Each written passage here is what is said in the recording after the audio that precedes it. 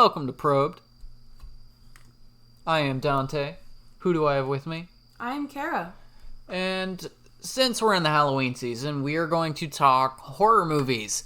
In fact, we are going to talk what makes a bad horror movie. Maybe not. Good question. Maybe not even necessarily bad, but something that's just out of tune with now. Yeah. In today's standards, what makes a solid horror movie? Because I think it's harder today to make a horror movie than it once was. They have to be more in depth. You have to have depth and personality to your characters. Because the fact that there are horror movie stereotypes, everybody knows all the stereotypes. You know, the teenagers who are fucking all the time on summer vacation and in the cabin and all that, and then the killer comes in. There we go. He dies at the end, and then he comes back mysteriously without any explanation. Yeah, so we all know those. But what stands for today's standards as a horror movie?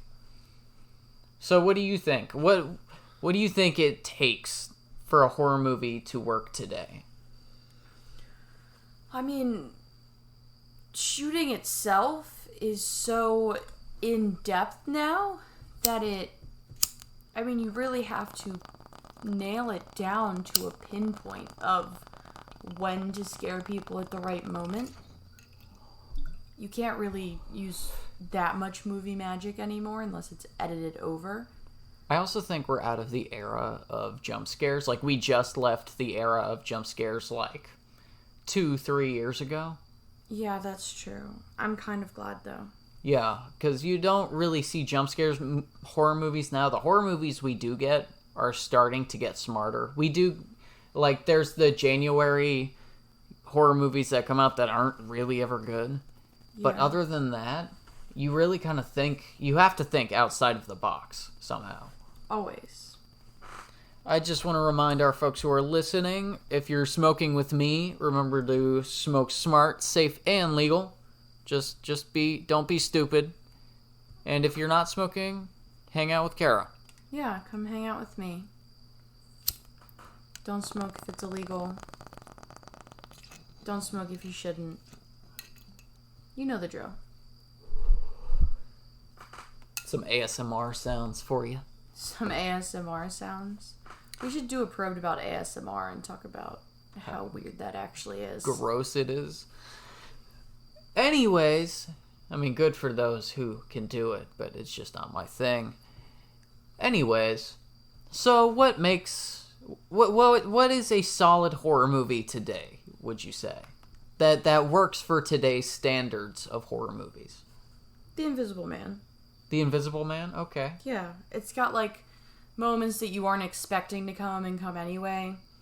You kind of actually care about what's going to happen, and then you kind of also care about, not in an empathy way, but you care about the villain too, instead of it just being oh, they're coming to fuck him up. Yeah. It's oh shit, okay. Yeah. No, I completely agree with you. I think that is a perfect horror movie done today. Yeah. I thought it was one of the better ones that have come out more recently anyway. Yeah, as far as horror movies go, I would say that is definitely up there. Yeah. And I think that fits well in today's standards too, because these days you kind of need to have a message somewhere in the movie. Yeah. Whereas back when, it was just slasher films as horror. Back when, you got the Halloweens, the Friday the 13th, the Nightmare on Elm Streets, all the slasher killer horrors.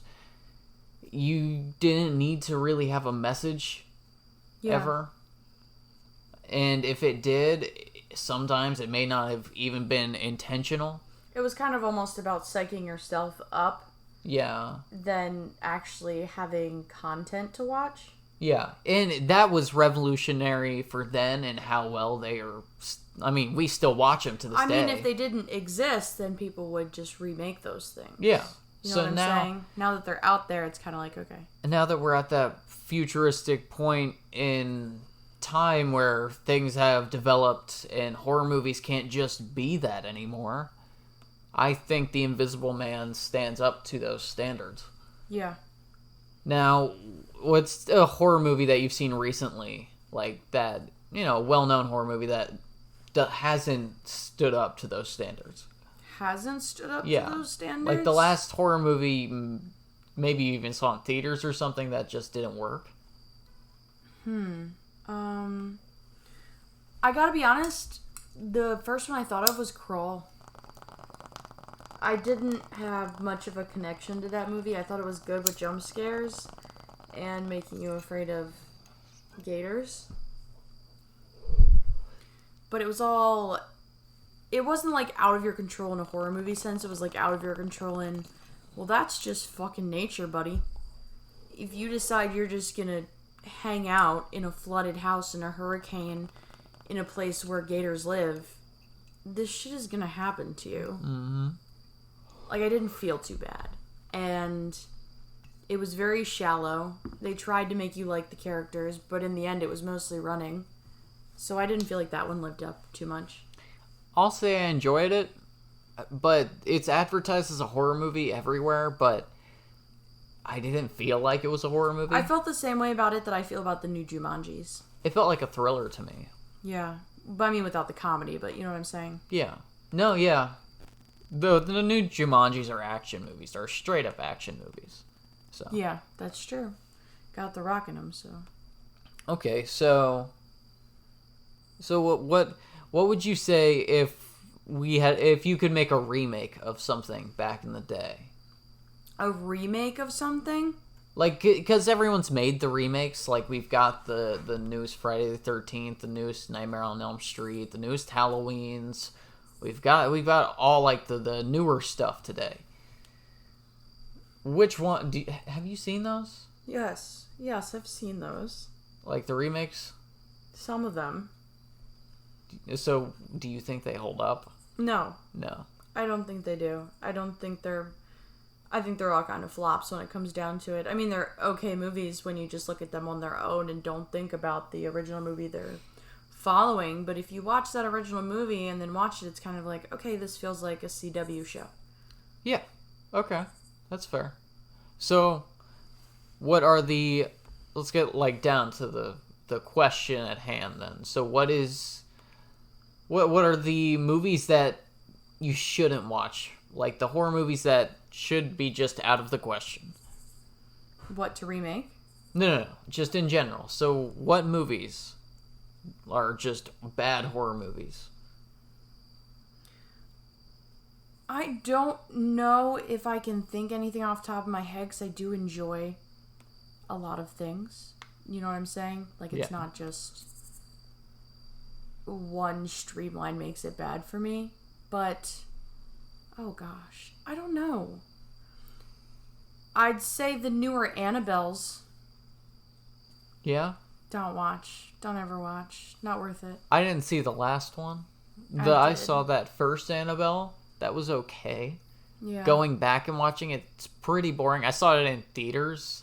They did like a Halloween thing in theaters, so I went and saw it a couple years ago. Yeah. It was okay. Yeah. It was kind of, you know. I didn't feel one way or the other about it. Yeah. It was cool to see him back in theaters like that. I got that nostalgic feel. But as, like if I sat down to pick a movie to watch and I had to go through, like, say, all the Conjuring movies, like that whole universe, that's not the one I would pick. Yeah? Yeah, no.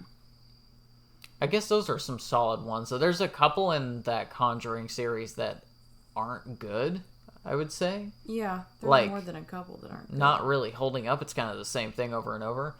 I liked The Nun. I still do. That was the one where she falls, right? Yeah. Yeah. Yeah, I really liked that one. That one was okay. And then The Conjuring 2 is great.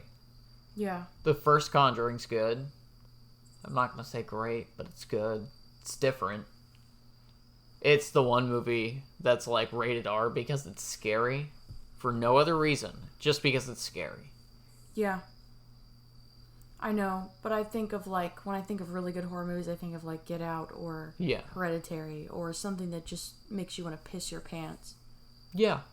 I agree there. Yeah. Anything else is kind of like, I lump in with the jump scare kind of genre of movie.